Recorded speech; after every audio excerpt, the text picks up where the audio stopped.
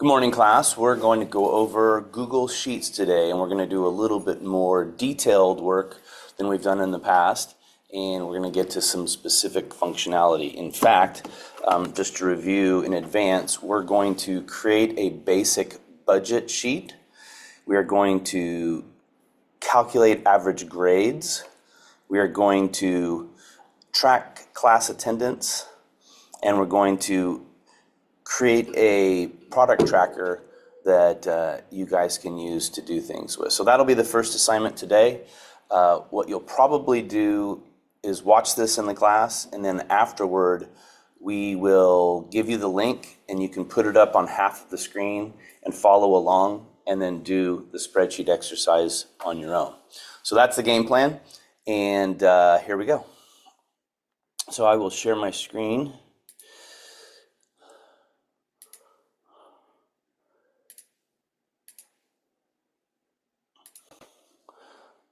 To optimize the screen, and this will be true on your environment as well, you can double click this bar at the very top.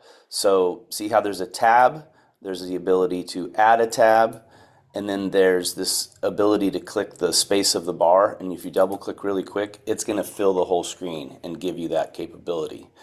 Another thing you'll be able to do is in View, you can say always show bookmarks or not. Might be a little different on a PC, but you will have these same list of capabilities in View. So I'm going to, for the sake of this conversation, I'm going to hide that. And what do? We go back to our Google launch page, which is your all's first launch page. You go to your 9 dots and you figure out what we're going to do. And what we're going to do today is a sheet. So here's a sheet. We're going to go ahead and create a blank spreadsheet. And the first task of today is to create a basic budget. So as you've heard me say before, I like to start on cell B2 so you have a little buffer room around you. And what I'd like you to do is create a budget with categories, okay? So a budget is basically like income, expenses, and perhaps the date and the name of it. So what we'll do here is we'll say $400. The expense of that will be nothing for now. The date can be today. Oh, it's my brother's birthday, October 11th. And the name of it can be Sale of Minecraft licenses. All right? We'll have another income of $300. Let's change this date so it actually shows up in date format. So to do that, you can go October 11 and just hit return. And now this will be in the date format as you see up here in the, I guess you'd call this the calculation space bar. So you have your cells, and then anytime you manipulate the cell up here where this f of x is what you're doing in that cell. So when you hit October 11th, you'll see it shows you it's a date format. Now if I hit undo and go back to October 11th, you'll see it's a text. It says it exactly the way I wrote it. So going back forward, OCT 11, return. We'll do this sale on October 9th. October 9th. Same thing, and if you just tap S, it'll autofill any line above that's connected. So if I go down 2 lines and write, if I go down 2 lines and write S, it won't autofill. But if I keep these connected, well, I've messed that up because there's 2 choices. If I keep these connected, then it'll always grab what it sees above that starts with that letter. So if I say here, expense of sending software, and we make that an expense item, and I want you to follow along and do exactly what I'm doing here. There is the date on that, and we accrued this expense, let's say on October 1st. So now I come down here and I type S again. Because it has lines filled in above it, it will automatically autofill below. So just a little trick. And since we've got it done, let's go ahead and finish up with sale of Minecraft licenses, $100 and $50. All right, So here's where we are. The next big task is to format this further. So one thing I want to do is anytime there's income and expenses, it's a dollar amount.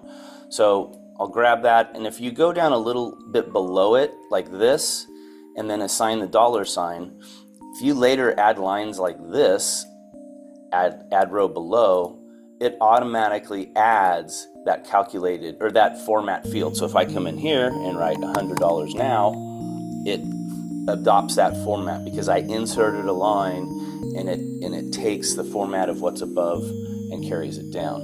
Another thing we might want to do is widen the cell. As you may remember from earlier on, you double click and that takes the cell wider. We might want to take the date cell as well and format that down. Oh, that's a little tight, so maybe we want to open that up a little bit so it looks nice. Across the top, let's go ahead and select all of our headers and give them bold. And then let's come over here and let's make them center flush, just like so. We can also, if we want to do more formatting, grab borders, and you can just do an outer border around it. If you want to make it larger, you can pull down to the larger border. And then finally, perhaps we take a fill and we make this light pink, for example. All right, so there is everything we have. Now what we also might want to do is put the date and the name in front of income and expenses. So a couple ways to do that. What I will show you is cut and paste. So what we'll do to paste these cells over onto the left is we will come in here and we will insert a column to the left. So now we have 2 columns to fill. We will grab these 2 columns, we will cut them, and then we'll come over here and we will paste them. And now, and if I want to add another column to the left, we just come in here, insert column left, and we're back to our buffer. Now, notice it did adopt the formatting. So to undo the formatting, you can click on it. It was just undo all the things we had before. So the color to reset, borders to none, which is what that represents. So now we have our, now, interestingly enough, we have the line in the middle of the header now. So let's come over here, change this, clear it out, come back, fill it in around, and we still have the bold, so that's fine. So there we go. So that is what I'd like your spreadsheet to look like at this point in the process. The next thing we're going to do is some calculations. So down at the bottom here, let's go ahead and put totals. And leave a little space. Leave one line between your content and this totals that we're doing below. So totals. And here we go grab class all at once, the sigma, that's right, and we go to sum, and then you drag across the values you want it to sum and hit return. And so what that's doing is it's calculating everything down this row. And then one trick of this is to go here into the cell you've done the calculation, hold down shift, arrow right, hold control Windows R, and it will copy that calculation over to the cell on the right. So you can see up here in the cell description, it is done properly. So there's your totals. Some other things you can do is you can do average. Oops, wrong cell. Let's go over here. Average. And then in this cell, we hit sigma again, and we say average, and now we drag across those same cells, hit return, and this gives you an average sale price. Another thing we might want to do is format this to right margin flush. And so to do that, you select them, you come up here to the alignment, and you give it a right flush, and then there you go. So, and then average expenses, same thing. You can take the mouse and drag it over the 2 cells, and then hit edit, autofill. Oh no, that's not it. Oh, see, so this is something that's different than Microsoft Excel. Is there's a fill right command, but for here you just hit your Command R again. And likewise, if you hold down Shift from here and go down one, you can hit Command D, and it'll take that same cell and average it down. Notice that it slid down, I should say, the cells that it was using to average. So you'll see here that it's a different amount because it no longer factors in. When you click in to the some parameters like we're at right now, when you click on it, it highlights in your spreadsheet where you are selecting values. So what you do is you come up here and you go D3 and you change the parameters back, and now those averages would be the same. So that's probably good for now.